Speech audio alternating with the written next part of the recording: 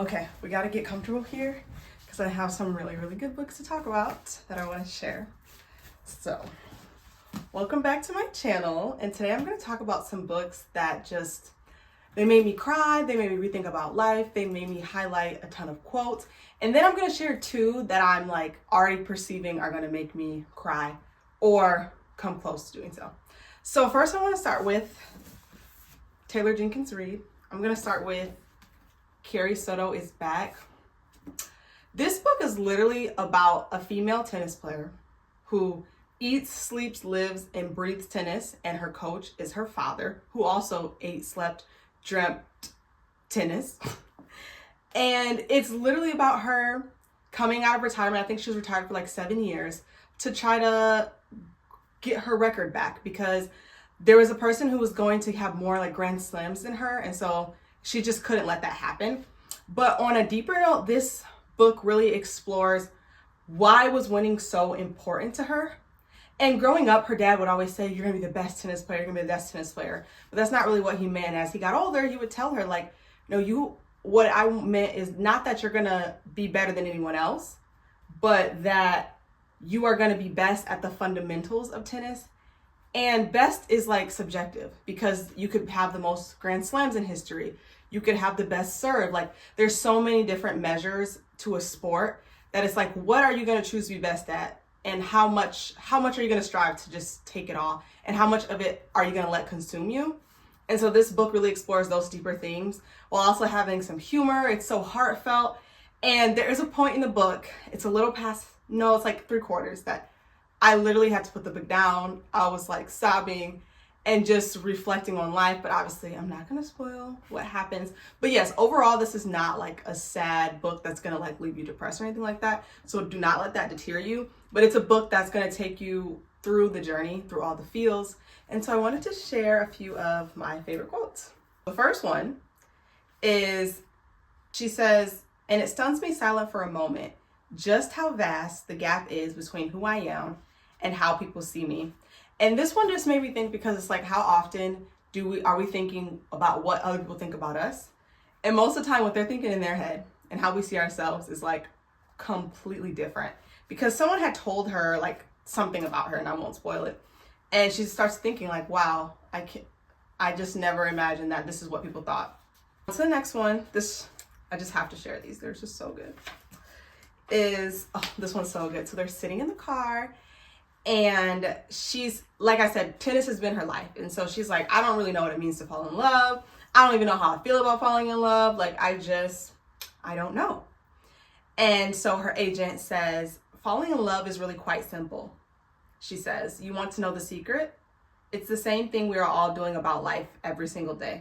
I look at her, forget there's an ending. And this one really shocked me because recently for me, I've just been thinking, I feel like as you get older, you start realizing the reality of life. And that's what every day I could be like, oh, what if I die tomorrow? Or what if this happens? Or what if that happens? Like, what's the point of me working so hard for a goal? Because there's no guarantee that I'm going to even live to see it. Like, that's just how life works. But those people that are successful and that keep going, like, we're not thinking about the ending. You are thinking about today and tomorrow, and you're planning ahead. And so, yeah, that's what we think about life every day. And I just really liked how she phrased it. On to the last one. Too many people, possibly even Nikki, believe that Nikki is new tennis, that my Carrie is old tennis. They don't realize I taught Carrie how to play any tennis. So Carrie should start wild and powerful. Start with a splash. Make it clear from the beginning that whatever version of Carrie Nikki prepared for, she didn't prepare for this.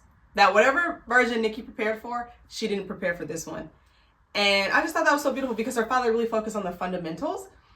And yeah, so anyways, please pick this up. It'll take you through everything, and it has a little sub-romance, like very, very, very, like I would say that's like 5% of the book. But if I'm a romance girly and I am obsessed with this book, like I will forever recommend this book. So please read it. And then the next one is Malibu Rising. I actually listened to this on audiobook and it was absolutely incredible. Honestly, it felt much longer. Like this book is only, I guess 360 pages and small words. So maybe I guess it just looks compact, but it felt much longer because there's like 2 parts of the book. And this book is basically about 4 siblings, and the now is that they are hosting this party that they have every year. And then it goes back to then, like, of their childhood, their mom and dad who raised them, and all the things. I just don't want to give away too much because, like, I'll spoil a lot of things. And I can't remember the mom's name in the book, but I just really felt for her because I just feel like she didn't get everything she deserved. So that was, like, really heartbreaking.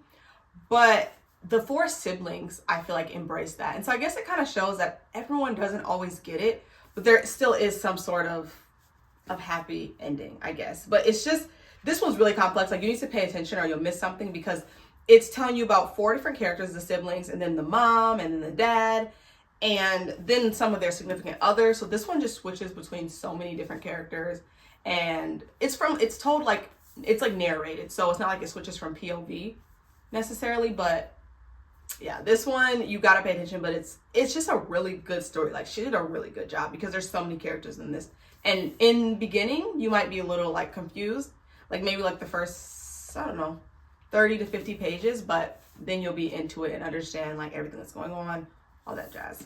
We have Kennedy Ryan herself. All her books are really deep and heartfelt, but this one, so in the back of the book, she talks about how she interviewed a lot of abuse survivors. Well, let me backtrack. So it's a sports romance, but like that's such a small part of it. It is about Iris and August. August plays for an NBA basketball team, and and her, at this point, boyfriend plays on the same team, is a teammates with August, I believe. Or maybe they play on rival teams. I can't quite remember. I read this a while ago. But that's kind of how she meets him. And Iris loves basketball, and she actually like understands the sport really well. And she kind of came from a toxic childhood, and she's just trying to do better in her life. And she ends up in an abusive relationship. That is pretty evident, like, if anyone talks about that. So I feel like that's not really a spoiler. But like the first half of this book is her in that relationship. And so that's definitely a trigger warning. It's definitely deep, but I feel like it's really educational for those who haven't been in one or don't understand. Like, it can really help you build empathy or sympathy for the things that are going on around you, and just really creating more awareness. And Kennedy Ryan talks about in like the acknowledgments in the back of the book how much research she did, how she interviewed survivors, all of these things. So I feel like this is just a great awareness book, but also tying in romance and still making it an enjoyable book to read. I don't think I could read this book again. Like, that's how heavy it was. But I'm glad I read it once because I feel like I learned a lot. And that's the thing. You can learn a lot from fiction books, and I feel like people, they don't realize. So this book definitely made me cry. I'm just like, what is going on? Like, it's just so, like, your heart's beating. It's just all the things. I don't even know. Oh my goodness. So yes, that's Long Shot by Kennedy Ryan. This is the first book in the series.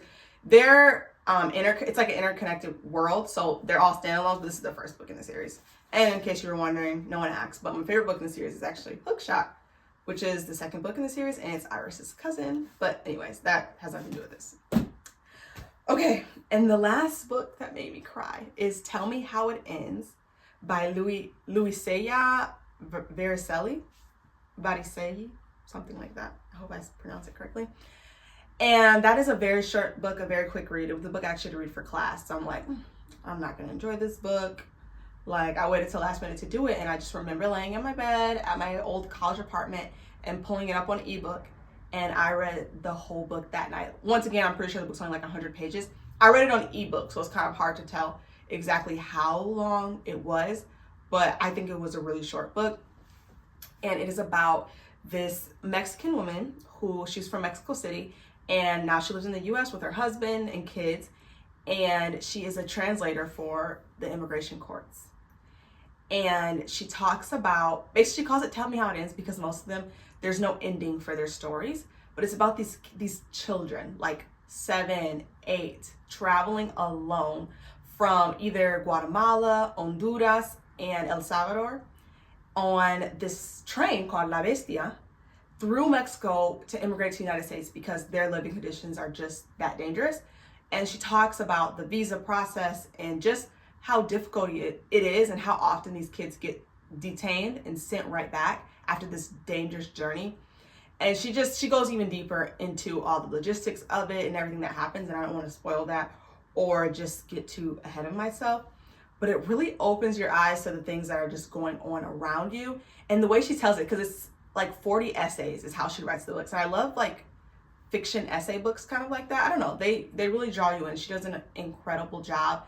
And she uses real life people. I know she doesn't use their names, but she'll like give an example of someone and she tells their story.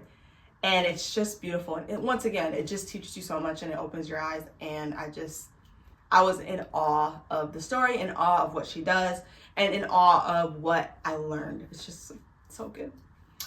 Okay, on to the 2 books that I'm anticipating are gonna make me cry. So, Burning Water by Kay Tucker. Disclaimer, I love this author. This is the first book in this series, and I've read the other 3, but I have been holding off on this one because I know it's gonna hurt. This is also another one that I know there's some like, I don't think it actually happens, but there are some, actually, this one goes from then and now. So there is definitely some like violence, some abuse going on. I actually don't know too much about this book, but I know she basically ends up in an accident or something. And when she wakes up, she completely loses her memory. And I know the story kind of goes back and forth, but she never, from my understanding, she never fully regains her memory because it's like that traumatic. But this series, I would classify this entire series as like mystery romance because each book has some mystery aspect in it. And of course, this one, she doesn't have her memory, so we probably won't know her memory either. Or completely understand what happens until you get all the way to the end. But then there's always like a romance in it. And I'm pretty sure she's like a romance with someone she grew up with. So yeah, this one, I'm not ready, but I'm ready. And I'm kind of in a book slump. And these are the kind of books that get you out because they like bring you all the way into them. And I just love good books like that. But also like when they have balance. Like I don't want it to just, you know, take me to another place. So that's Burning Water by Kay Tucker. And then Tuesdays with, oh, my bookmark fell out. This is such a cute bookmark, little sidebar. I don't know if you can see it, but like gold specs, I got it for my birthday. Anyways, Tuesdays with Maury. I just started it, so I'm only like a chapter in. I already like how he lays it out, but it's basically about a guy who reconnects with his teacher and finds out, well, his old professor, and finds out, his old favorite professor, and finds out that he is dying. I believe he has ALS, which I could be wrong, but I believe that's what he has, and that is a very sad disease. I study in healthcare, and I actually was at a clinic, and it is kind of sad, but it's just eye-opening. Honestly, there's not much more you can say. You just do the best that you can to make the rest of their life as beautiful as it can be. And so I guess on Tuesdays he goes and sees him, and he teaches them, it says, an old man, a young man, and life's greatest lesson. Because I think the student, the guy writing this book, he was just in awe of his perspective on life, even as he's fighting this deadly disease. And so I already know, especially with this being a true story, like I already know that it's gonna make me cry, but I know it's gonna be really good. And once again, I do like to learn something sometimes when I read. Are the books that made me cry, the books that made me just feel something deeper and just taught me a new level of life, I feel. And then the books I anticipate are probably gonna do the same thing. So definitely check out these books. I love to try to diversify my reading, but at heart, I'm always a romance girly, and that's why I love romance books that do a little bit of both. And it's just proof that fiction can be like informative and teach you something, and it's just as good as reading nonfiction or classics or whatever. Like they're worth it as well. But thanks for watching, and I'll see you next time.